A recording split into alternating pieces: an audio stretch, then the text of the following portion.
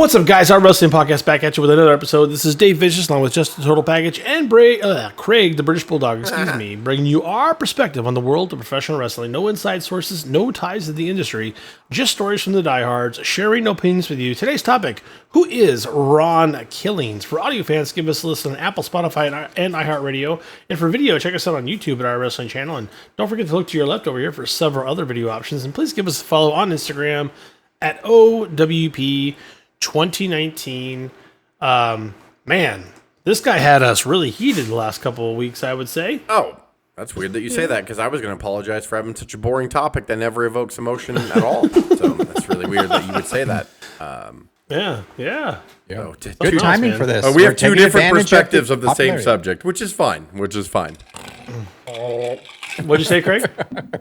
No, I'm just saying it's great timing for this. There's his kind of resurgence in popularity and the focus on him. It's like a lot of people don't actually know his early career. I certainly the day wasn't after we record this, they're like, they're really releasing him for real now. I was like, oh, fuck. The episode canceled. Oh, shit. Yeah. But yeah, this is good.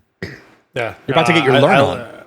Yeah, you're about to get your learn on, because there's a lot of stuff about Ron, the Truth Killings, that I doubt everybody knows this much stuff. So, outside of Jess, me and Craig talk all the time. I don't. I don't, and I'm gonna be clear. I mean, if you guys don't know this, I'm sure you do know it, because Dave will see some of my fuck ups on the edit. Like, I just flat out copy Wikipedia. I'm not gonna lie. I used to handwrite the topics the first 2 years of the podcast, and that shit takes a long time. Like when I was trying to not plagiarize Wikipedia, and then after a while, I was like, fuck it. I'm just gonna our humor is what's gonna push it over the top, and like our opinions on like the stop points. So I'm not gonna, but it takes me 25 minutes or 30 minutes per topic, and I just fucking plagiarize Wikipedia, which Wikipedia is a major plagiarization already, right? Like, it's just everybody come fucking logging in and putting whatever they think they can put. So yeah. Yep. Yeah. I'm not perfect. Yeah, people you can add to Wikipedia anytime you want, and then someone else has to determine if it's true or not. Not everybody checks it, so it's Wikipedia is a big bowl of shit. Wikipedia is quite. How am I plagiarizing anything, really, when you think about it? Yeah. I can just see somebody all the time on Wikipedia with wrestling, especially, just going, "It's my job. I have to get these done." Change his name back to Ron Killings. I have to put it in. I have to go and put it in. He got released and then got sent back. I gotta add it into Wikipedia. I gotta add it today. Yeah. Ronnie Aaron Killings was born on January 19th, 1972 in Charlotte, North Carolina. Charlotte gets some good wrestlers coming out of there. Last time I checked. To make a little extra money on his early 20s, Killings would sell cocaine on the streets for extra income. Didn't see that coming. It's a huge supply and demand at the time, so why not? Yeah, it still is. All depends on where you're at. It still is. It's a little downplayed today, but it's you know what I'm saying? It's still out there. Still out there. So, if you know, you know. We're still if you knows, you knows. We're still down to go skiing, if you catch my drift. There it is, yeah, absolutely. From a young age, Killings had developed love for hip-hop and breakdancing and attended Harry P. Harding High School, where he competed in football alongside future MLB second baseman Ray Durham. Man. I just keep thinking of the movie. Sorry. Bull Durham. Bull Durham? Yeah, Bull Durham. Killings also competed in track and field and was talented at both sports, receiving various college scholarships, but then turned them down to further pursue a career in music. He graduated high school at 18, but he continued dealing drugs in order to keep the music career financially successful. Ronnie. He was arrested 4 different times, spending small amounts of time in jail before eventually spending 13 months incarcerated. And Jackie Crockett of the National Wrestling Alliance met Killings at a halfway house after Killings released from prison and tried to convince him to become a professional wrestler, but he was determined to focus on his music career. And if we can pause right there, Dave, does that mean that Jackie Crockett was in the halfway house with him? That's how I read that. That's how I read that. Yeah, I know. I didn't even put that together. Or just he happened to stroll by and he's like, "Mr. Killings, have you ever thought about coming to wrestle for the NWA?" Right. Yeah, I'm a cameraman for the World Wide Wrestling Alliance, and I'm here to teach you to change your ways. I'm Jackie Crockett. I have let's just call him a coworker. Jackie Crockett was in rehab. I have let's just call him a coworker that talks about all these weird halfway places for like gay people. I'm like, well, how do you know about that? And he's like, well, yeah. Dave, we're trying to expand our horizon here at the National Wrestling Alliance. I mean, not that there's anything wrong with that, but he's like, I can't believe these places. They're like this. I'm like, how do you know so much detail? How do you? And actually, his life could have been ruined. Being arrested 4 times and cocaine was a drug of choice, and back then, and only still getting 13 years. I mean, good for him for not being stuck the rest of his life. Yeah. So Yeah. He spent 2 years on his music career, not Crockett, but Killings. But then he did contact Jackie Crockett, I like to do cameraman. You haven't heard and the expressed an interest in becoming a wrestler. the And Jackie Crockett rap uh, album that dropped? You never heard that? Yeah. That's you think about it. We got Ric the J Flair, to Lex the A. Luger, Sting, and it's all Dusty Rhodes, Ron Governor. Crockett was the senior cameraman for WCW by then, and Killings debuted in PWF, Pro Wrestling Federation, in '97 as a manager. And then Can I spent 3 say years something real quick? traveling and training with Manny Fernandez. Yeah. What a lazy fucking name. What's the name of your promotion? Yeah. Pro Wrestling Pro Federation? Wrestling Okay. Like, what, okay. what are we doing? I don't know. All right. What's the name of your place? All right. What's the name of your federation? The Wrestling Place? Oh, cool. Weirdo. In 1999, he debuted an NWA Wildside as K Crush. He was then signed to a 2-year WWF developmental contract in '99, and under the ring name K Quick, again, we're not being very creative here, was assigned to Memphis Championship Wrestling. David, they're not all WWF gems. developmental territory.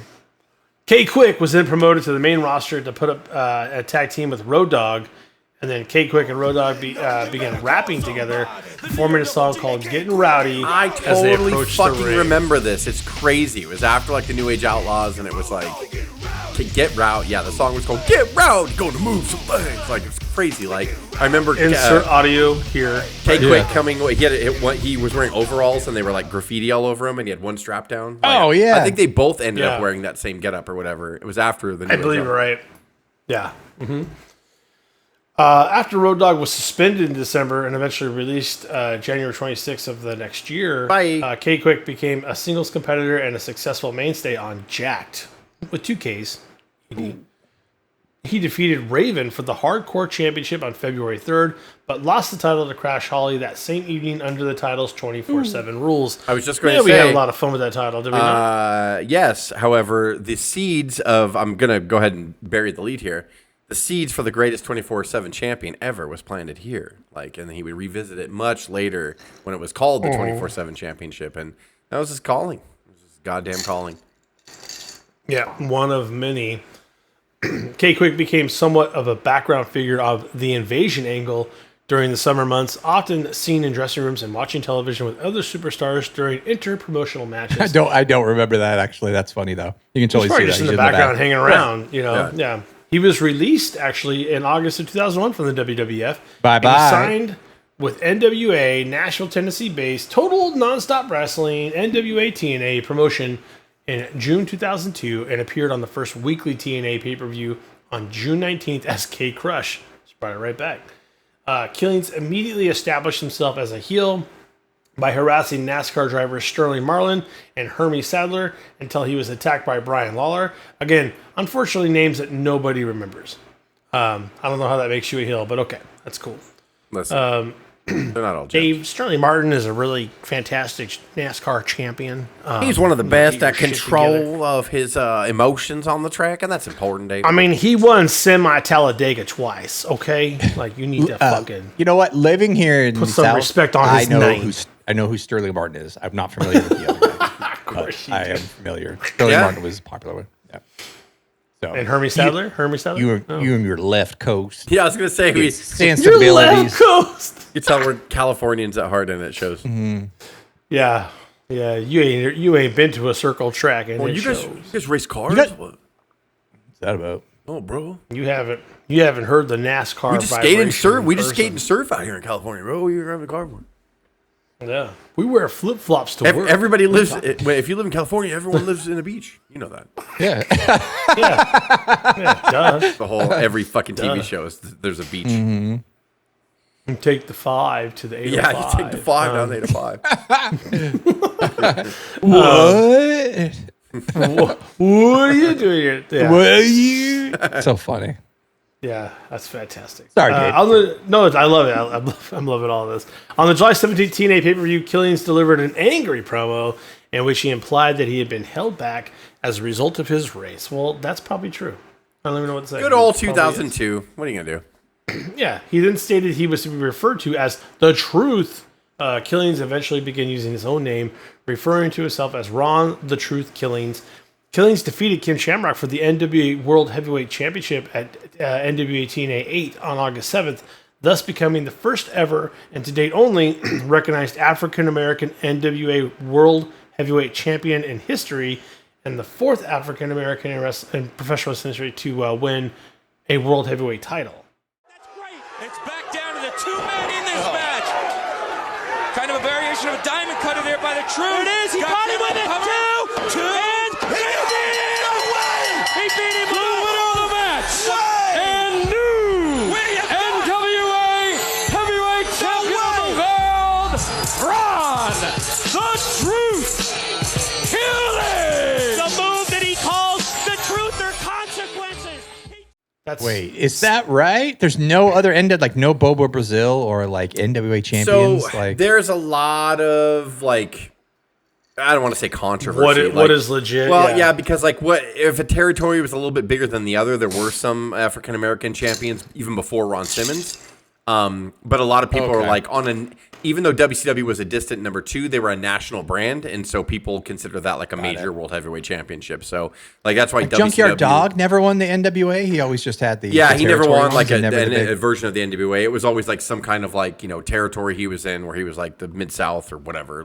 But yeah, he never. A lot like all the titles that Lawler won, where people were like, "Well, that doesn't count." I'm like, "Well, he won 60 times, so come on." Yeah, the big ones or whatever. And the NWA TNA, it's even though it was a shell of its former self, and even when it hitched itself to the Impact or not the Impact, the TNA wagon, it wasn't that big of a deal. I mean, they were just trying to scrape shit together in 2002 because WCW was gone. So they were just trying to scratch that itch of the promotion that wasn't there anymore. I mean, but honestly, you can say whatever you want, and people laugh at Billy Corgan's NWA right now, but it is the lineage of the NWA, the same, it's true lineage, the same belt that Flair held, and Race, and Dusty, and our favorite Ron Garvin, and everybody. And by the way, we did a whole episode on NWA champions that shouldn't be or should be recognized that maybe shouldn't be. So check it out in our archives too. In all fairness, our truth, you could just say I don't believe in that lineage because it was so small at the time and insignificant. But he is part of. If you look at the NWA champions, he is on that. He's part of the real lineage. That's great. He is on that list. Yeah. Yeah. There you go. Well, that's a great way to mull it through, just to describe it to where it makes sense. And I watched that match today, and I'm surprised of how dated TNA was struggling back then. Well, they were just starting. They were just figuring it out. Yeah, 100%. And it was a lot of mat work. It was weird to kind of see. It was a bit clunky, but it was a really cool moment for. Shamrock wasn't the way he was in WWF. Before that, he was allowed to kind of wrestle a little bit more of a hybrid style in TNA, NWA. And so he was a little bit more of that wrestling shoot fighter kind of pro wrestler. Yeah. So he kind of forced R-Truth to wrestle his match, Ron work with him. Yeah. And it was fine. Yeah. And then he looked legit shocked at the end. It was good. He was just it was a cool moment. Yeah. It's the picture you all see of him holding the title, and it was good. He successfully defended his title in matches with Monty Brown, Jerry Lynn, Loki, Kurt Hennig, and Scott Hall. And on November 20th, he did lose the title to Double J. Hey, yo, you pinned me. Hey, yo. Hey, yo. We're going to give it to you for a month. Okay, and then you're going to get beaten about 30 days. Yep. Between May and June of 2003, Killings began teaming with Conan and former WWE ally Big G. James Road Dogg. In July, the trio formed a faction known as the 3 Live Crew. So sorry for you, Killings. That's BURRIEDD. That's KONNAN. Oh, God. Yeah.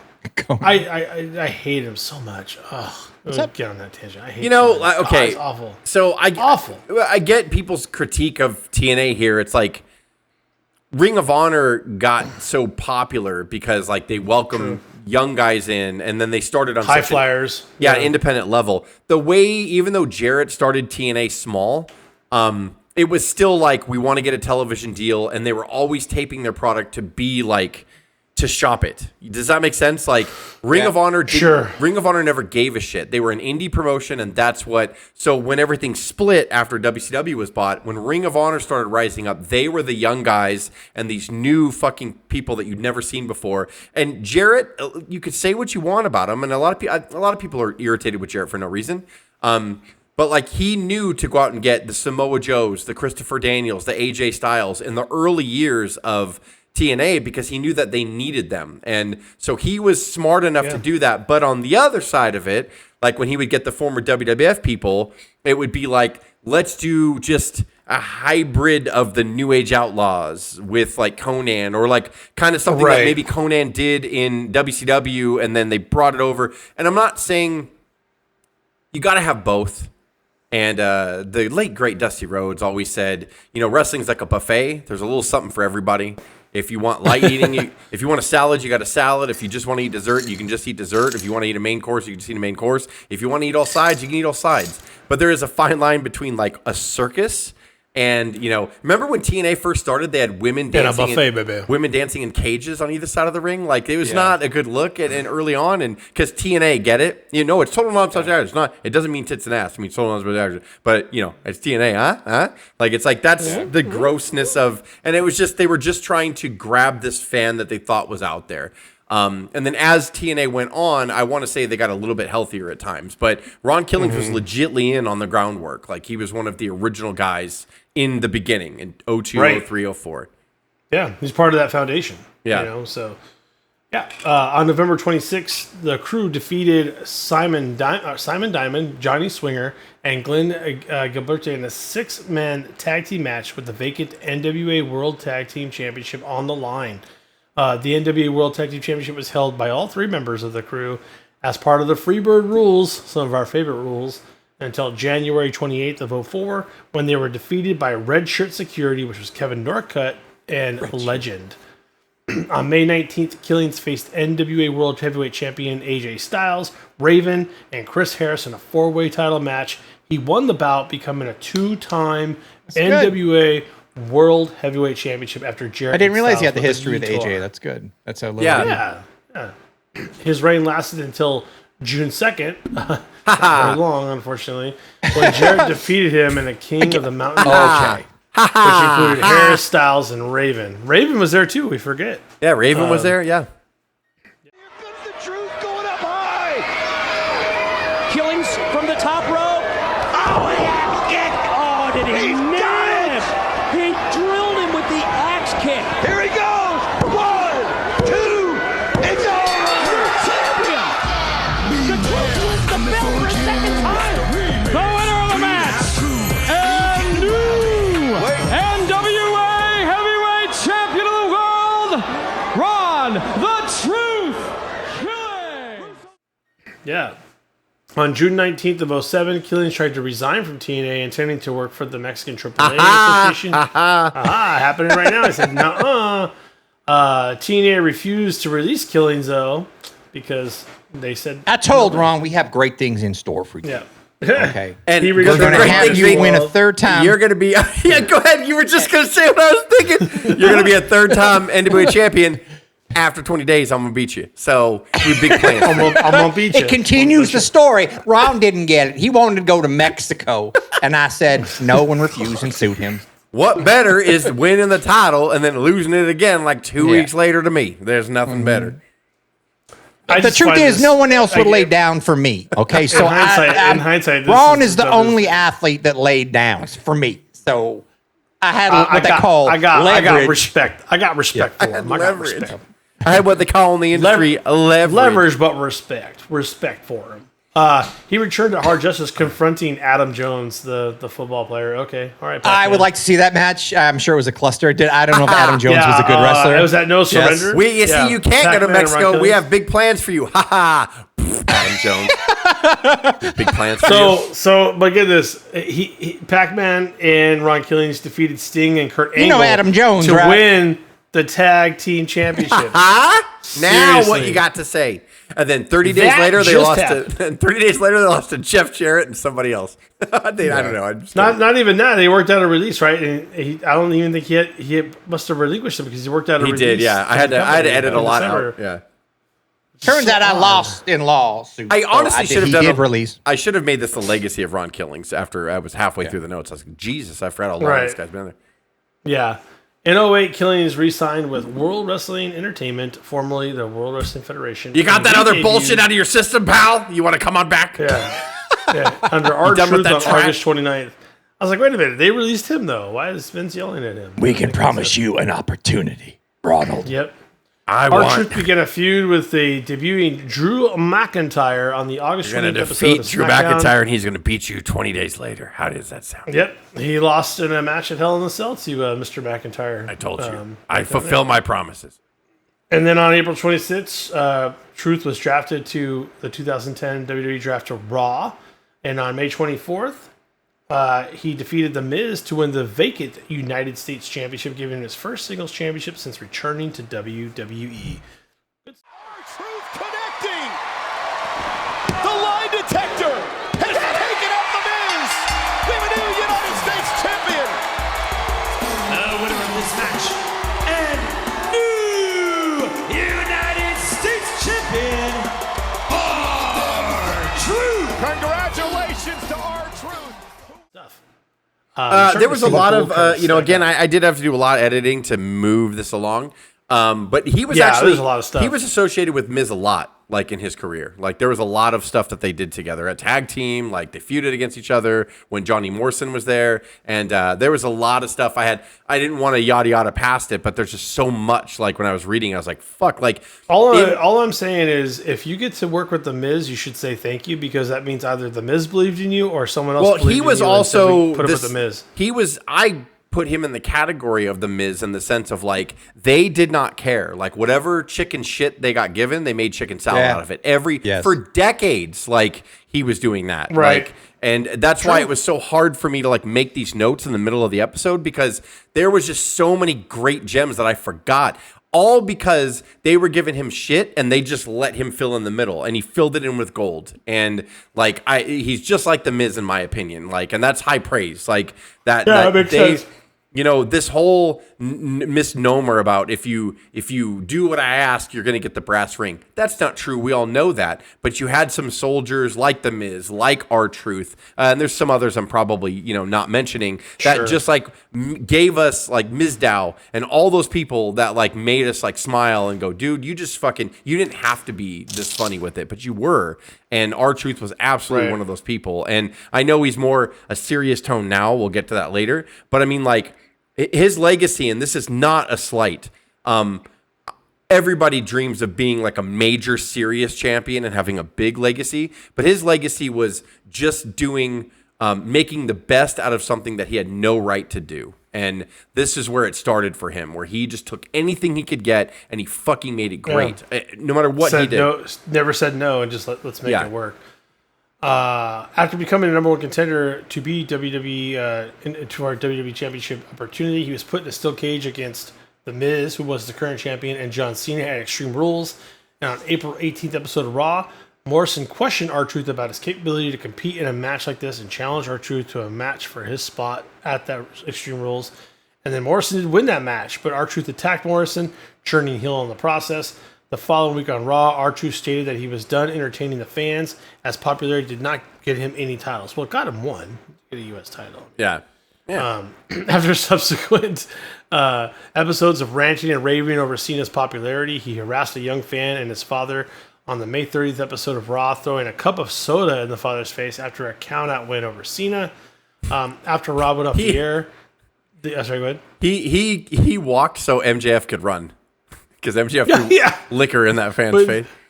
Yeah, the anonymous Raw general manager scheduled a WWE Championship match between the two on the condition that R-Truth apologized for his behavior the next week.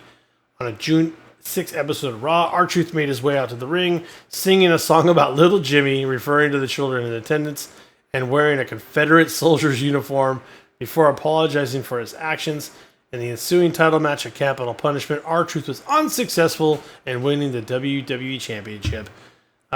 Still a good story, though. good banter. And 2012. But you see it 2013, here he though. would team So with- like, look, you could say what you want about Triple H, about today's product, and silly people say a lot of things that are just kind of reaching, in my opinion. But like, right. you know, maybe I underestimated the groundswell. R-Truth has been advertising himself, and he's had feuds with Cena, as you just read, like along the way. Yeah. He's always somehow slid himself around Cena and like always made it. So today's like storyline is even more relevant because of the fact that like he's doing it again, and it all played off it. And this also because he's a super talented fucking human being, and he made, like I said, chicken salad out of chicken shit over and over and over again. But the fact that he kept like hyping himself for the last 15 years with John Cena and make sure that you're going to say his name in the same breath as John Cena is fucking genius. And like this thing that he never got tired of doing, and nobody stopped him. So like now it all makes sense. You can reference back 15 years of history and go, it was him and Cena. It's always been that. Like, it's kind of brilliant. Like, it's kind of brilliant. Yeah. And then here in 2012, 2013, he would team with Kofi Kingston. They would win the WWE Raw Tag Team Championships. And between 2013 and 2016, he would have random tag partners and also continue in singles competition. 2015, he was in a ladder match at WrestleMania 31 for the IC title, which Daniel Bryan would win that match. But still, he's in that talking mix all the time. At 2016 Royal Rumble, R-Truth brought a ladder to the ring and climbing it, incorrectly believing the match was a Money in the Bank ladder match, which was hilarious.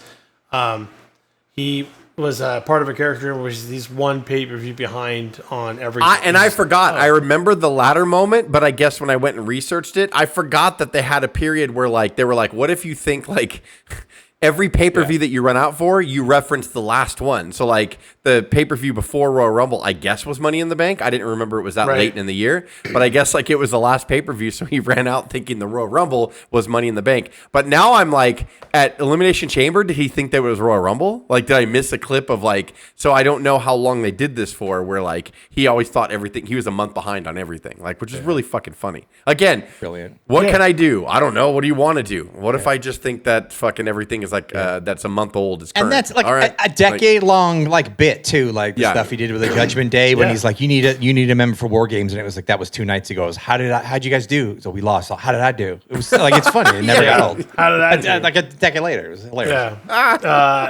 In 2016, 2017, he would team with Goldust. They called themselves the Golden Truth.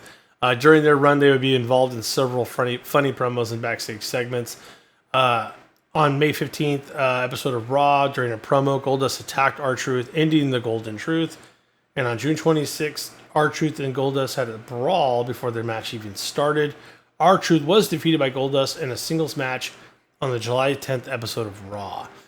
In October 2017, reports suggested he suffered an arm injury during a match against Elias at a live event.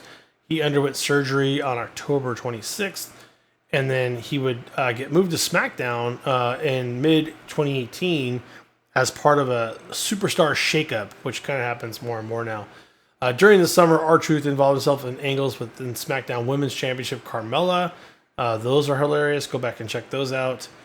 Shortly after, Carmella started managing R-Truth, and the two participated in Season 2 of a Mixed Match Challenge. Despite losing 3 matches before defeating Rusev and Lana to qualify for the playoffs, R-Truth and Carmella went on to defeat Jeff Hardy, and there he is again, and Charlotte Flair in the quarterfinals, and The Miz and Asuka in the semifinals. So it was kind of like what the Speed title is now, where like they don't ever mention it. I mean, they would mention a little bit on Raw, but I remember it was like, I think it was only on the main event, right? They would have the mixed challenge, which it was a mixed tag, a man and a woman. And I remember I totally forgot about that series until I started reading up on R-Truth. I was like, that's right. Like, that's totally crazy. And they should continue to do it. I think that's a great idea, actually. I like when they do stuff that's not on the main brand. So you have a reason to go watch YouTube, and that's where all the Speed Championship is. And then, like, you had to watch main event to see the mixed championships or whatever. And especially now in 2025, where, like, we can say it's almost equal weight of main events. Like, it'd be just as awesome to see it, like, elevated, right? Yeah. Yeah. Cool. The finals of the Mixed Match Challenge was on TLC, December 16th. Tables, ladders, and chairs, R-Truth and Carmella defeated Jinder Mahal and Alicia Fox, earning both the number 30 spots for their respective Royal Rumble matches. At the Royal Rumble 2019 pay-per-view, R-Truth was attacked by Nia Jax during his entrance, who subsequently took his spot in the men's Royal Rumble. And as compensation for being attacked, R-Truth received a United States Championship match on SmackDown, which he defeated Shinsuke Nakamura with a surprise roll-up to capture his second U.S. title. Uh-oh. Oh, I think he was going for a landslide, and it's Truth. Truth with the cover. What? Well, wait. What? Wait a minute. He got Truth. Truth's the champion. Truth didn't even realize he won. Are you serious? R-Truth is United States champion, right? No. I heard the bell. It was a fast count. Between 2019 and 2022, Truth would become multiple 24/7 champion, much like the Hardcore title. This was on the line 24 hours a day. As long as a WWE referee was present, anyone could sneak up on a championship, pin them, win the title. This allowed Truth to be part of some of the most viral videos and hilarious segments in WWE history. He would eventually hold the title 53 times. He fucking pinned a Jinder Mahal. It was a Jinder Mahal on the plane. My God. On the plane, like, yeah. There's when he so was many sleeping. great things that he did, like with that. They're like, 1, 2, 3. Yeah. While he's sleeping. good. It's hilarious. After a year of absence due to injury, Truth returned at Survivor Series War Games on November 25th, 2023. He started a storyline with the Judgment Day, Damian Priest, Rhea Ripley, Finn Balor, Dirty Dominic Mysterio, and JD McDonough, in which Truth thought himself to be a member, but this ended up bad when the group attacked Truth in the ring on the December 11th episode of Raw. But those segments were gold. He even had a shirt where he taped his own name into the Judgment Day. It's the funniest thing ever. So on December 18th, Truth defeated McDonough in a loser leaves Judgment Day Miracle on 34th Street fight. But McDonough was still considered a member of the Judgment Day during the storyline. R-Truth joined The Miz, reviving the Awesome Truth tag team. And at night one of WrestleMania, oh my gosh, this is, why can't I get the number right, Jess? I think it's 40. It's 40, thank you. Yeah. WrestleMania 40 on April 6th. Truth climbed the ladder and retrieved the Raw Tag Team Championship to win those titles, giving Truth his first WrestleMania win. Man, that's a long time coming. Somebody else in the ring. R-Truth moments away from a WrestleMania moment, but can Truth pull the titles down? You can do it, Truth. He's got unhooked the carabiner, and he does. Awesome Truth. Here are your winners of the Raw Tag Team Championships! Awesome Truth! For the first time in his career, R-Truth wins in WrestleMania. And on the February 14th, 2025 episode of SmackDown, Truth was drafted to SmackDown brand and had his first singles match on the brand since 2019, losing to Carmelo Hayes. As part of his comedy gimmick, Truth refers to John Cena as his childhood hero, even though he's 5 years older than Cena. After Cena's heel turn, R-Truth feuded with him at the Backlash press conference when Cena attacked Truth with an attitude adjustment through the table. This would later lead to a match between the two at Saturday Night's Main Event, where Truth was defeated by Cena. And on June 1st, Truth announced that he had been released by WWE and in his 17-year second tenure with the promotion. This is where things got a little crazy the last couple of weeks on Unscripted with us, because we had a lot of disagreements of what was good, what was bad. Fucking Craig. Somebody either listened or somebody had it all scripted. I don't know. We don't know. Cena went low. AA delivered.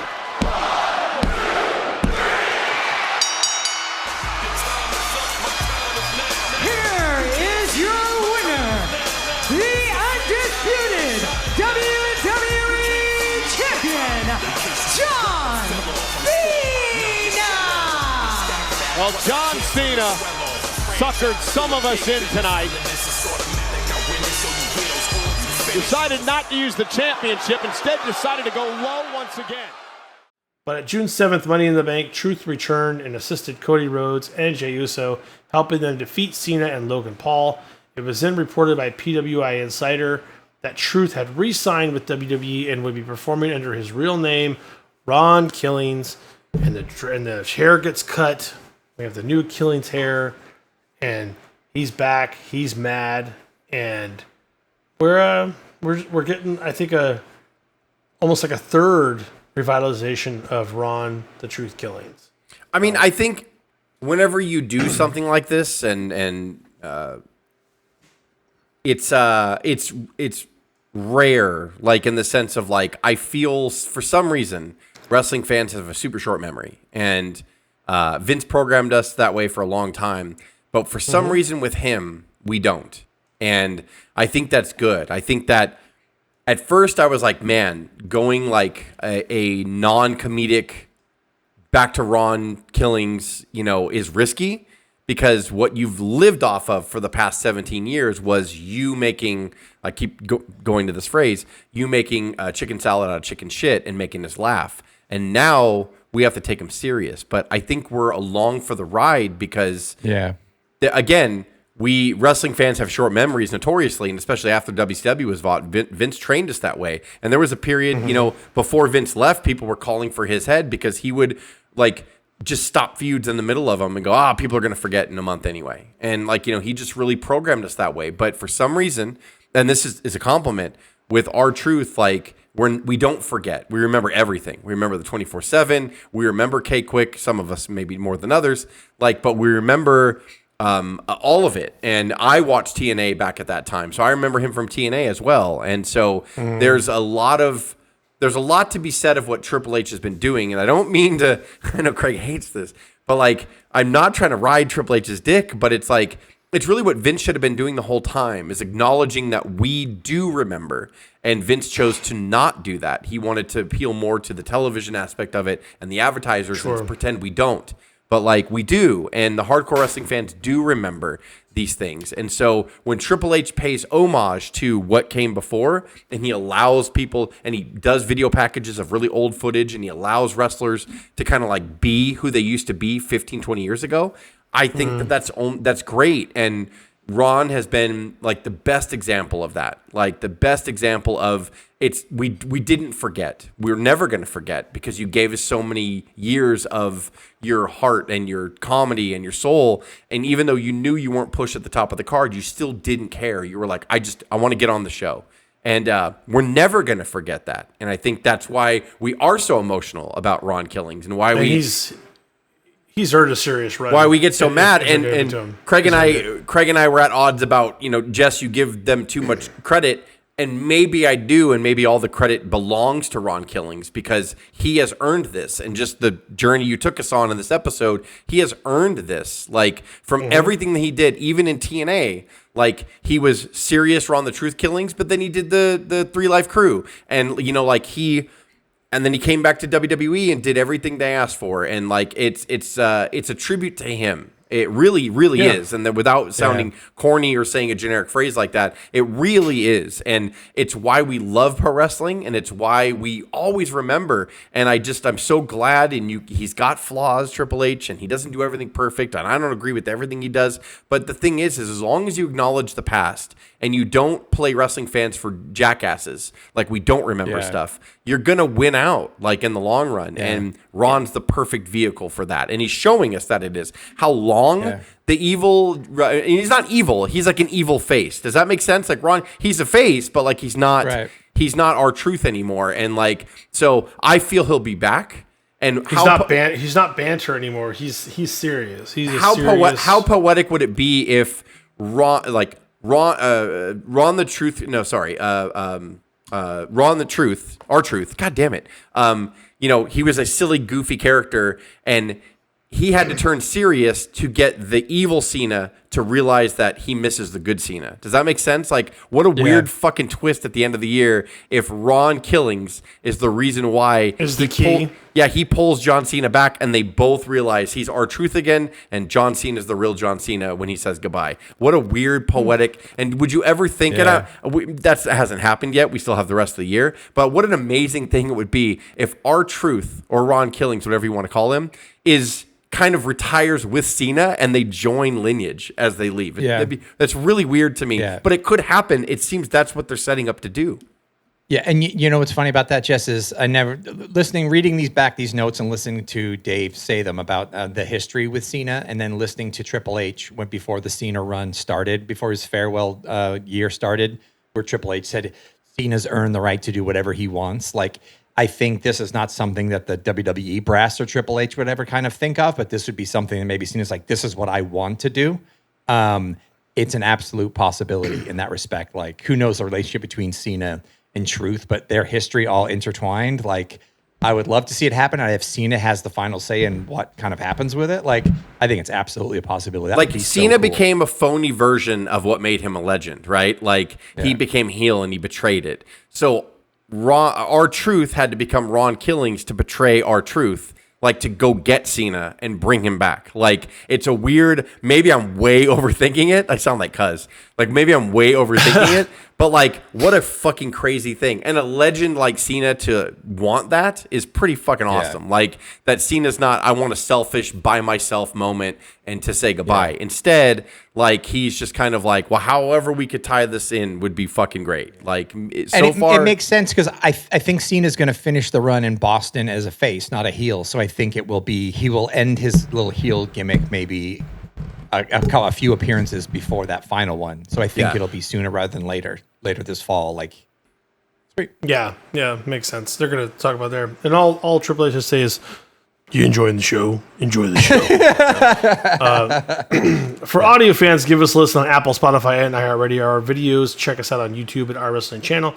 And look to your left for several other options. And please give us a follow on Instagram at O.W.P 2019. For Jess Craig and myself, this is the O.W.P and TikTok. Don't forget TikTok. We're also on TikTok. TikTok at Craig. Watch us live on Twitch on Fridays and Twitter and others. Absolutely. Please do. Have a good one, guys.